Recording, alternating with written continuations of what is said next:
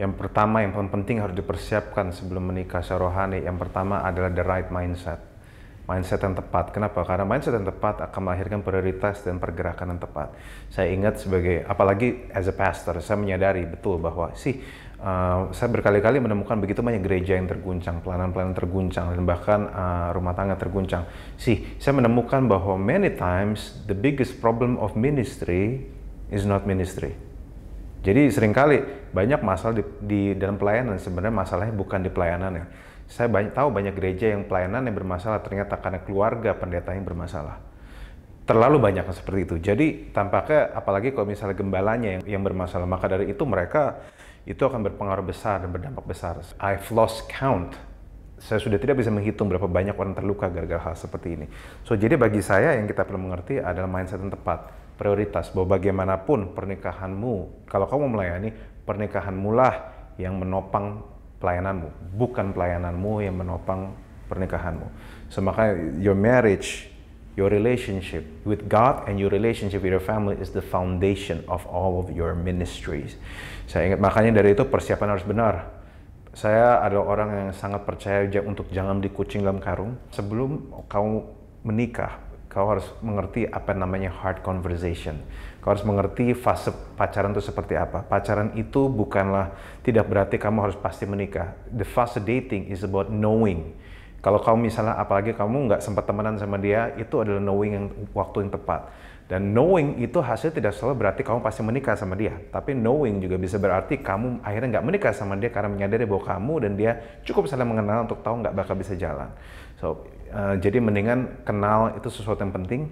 Kita tidak dipanggil untuk misalnya sempurna, tapi kita dipanggil untuk saling mengenal. Maka ada sebuah statement yang bilang jangan menikah dengan yang ganteng atau jangan menikah dengan yang cakep. Karena walaupun ganteng dan cakep itu penting, tapi lebih dari apapun menikah dengan orang kamu kenal. Pengenalan itu segalanya. Statement jodoh itu sebenarnya ada 3 faktor yang kita perlu perhatikan. Nomor 1 adalah faktor green flag. Green flag adalah sesuatu yang baik yang bisa diselebrate dari seseorang yang kita kasihi. Dan kita perlu belajar bisa menghargai green flag itu. Tidak semua green flag seseorang bisa dihargai. Ada orang yang senang sama manusia yang bawel, tapi nggak semua senang. Pastikan pasanganmu adalah orang kamu hargai green flagnya. Yang kedua ada yellow flag. Yellow flag adalah sesuatu yang kita harus hati-hati. Sesuatu yang mungkin bukan dosa, tetapi itu nggak mudah untuk diterima. It could be his or her past, background masa lalunya, kebiasaan-kebiasaan buruk yang sebenarnya mungkin tidak dosa, tetapi dampaknya bisa jadi sesuatu yang buruk. Maka dari itu harus belajar menerima dan harus belajar bertoleransi. Dan kita harus cek diri kita, apakah kita bisa toleransi kebiasaan-kebiasaan itu atau kita harus toleransi hal-hal masa lalunya itu. Dan ketiga, yang paling penting adalah red flag. Red flag adalah apa yang generasi ini sebut sebagai dosa. Generasi ini sebut red flag, Alkitab menyebutnya dosa. Roma 3:22 saya lupa, mengatakan bahwa karena seluruh manusia telah berdosa dan telah kehilangan kemuliaan Allah. All humanity punya potensi untuk menjadi red flag, punya potensi menjadi dosa. Jadi kita sebagai anak Tuhan, yang membedakan anak Tuhan dan anak bukan Tuhan adalah kalau anak Tuhan red flag-nya dilawan. Tapi anak bukan Tuhan, red flag-nya di-embrace. Maka dari itu, bagi saya jodoh yang baik untukmu adalah yang kamu bisa celebrate green flag-nya, yang kamu bisa tolerate yellow flag-nya, dan yang dia, bukan kamu, yang dia terus secara intentional, secara sengaja melawan red flag-nya dia. Maka dari itu yang kita persiapkan. Nah, untuk tahu hal-hal seperti itu, untuk tahu dia seperti siapa, kita butuh apa yang namanya deep conversation atau hard conversation. Hard conversation itu sesuatu yang penting, dan banyak orang bahkan di anak muda sekarang pun di seluruh Indonesia tidak berani mengatakannya. Padahal hanya karena kamu nggak berani bukan berarti itu nggak penting. Ada statement yang bilang yang terbiasa hard conversation pasti hidupnya akan lebih easy. Dan yang hanya biasa easy conversation hidupnya pasti akan lebih hard. Banyak orang hanya pacaran yang berhenti sampai di suka makan apa, suka tinggal di mana, suka jalan-jalan apa. Dan akhirnya begitu mereka menikah, mereka menyadari bahwa mereka tidak mengenal sama sekali yang pasangan mereka. Dan akhirnya end up mereka seperti menikahi strangers. Many times saya dan istri saya menghadapi orang seperti ini. Akhirnya pernikahannya sangat mewah, tapi pada akhirnya mereka malah jadi strangers. Bahkan saya tahu istrinya sampai nggak mau disentuh sama laki, tidak mau tidur sama lakinya. Kenapa? Karena akhirnya I feel like I'm sleeping with strangers, seperti itu. Saudara, to sleep with strangers is the worst feeling ever in marriage.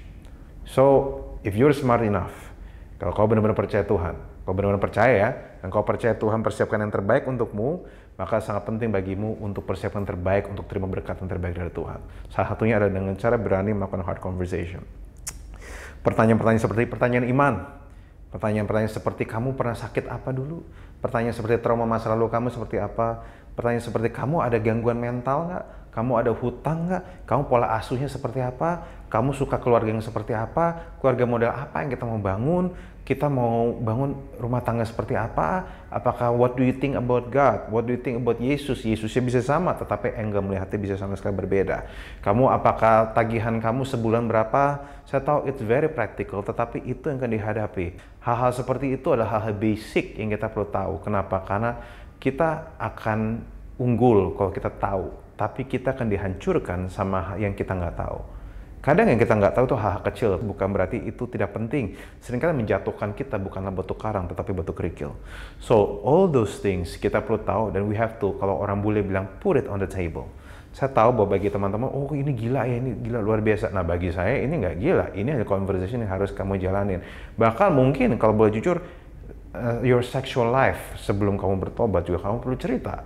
Dan apakah mudah? Tentu itu nggak mudah, saya tahu. Tetapi kita juga harus mengerti bahwa tidak terbuka lebih mengerikan dibanding terbuka.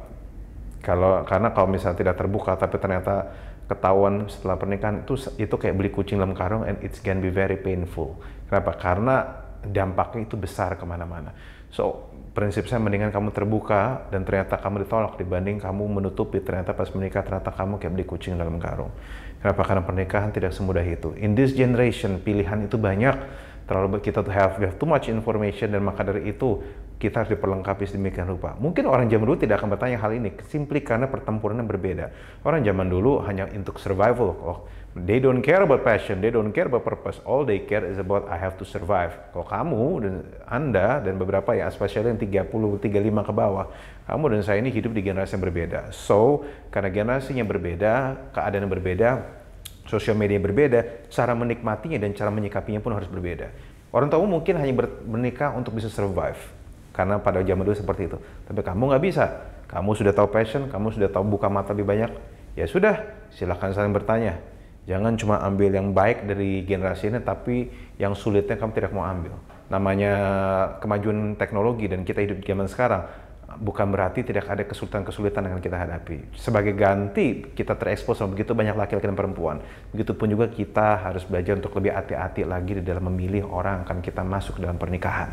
Nah, jadi memang ada berat, ada mudahnya.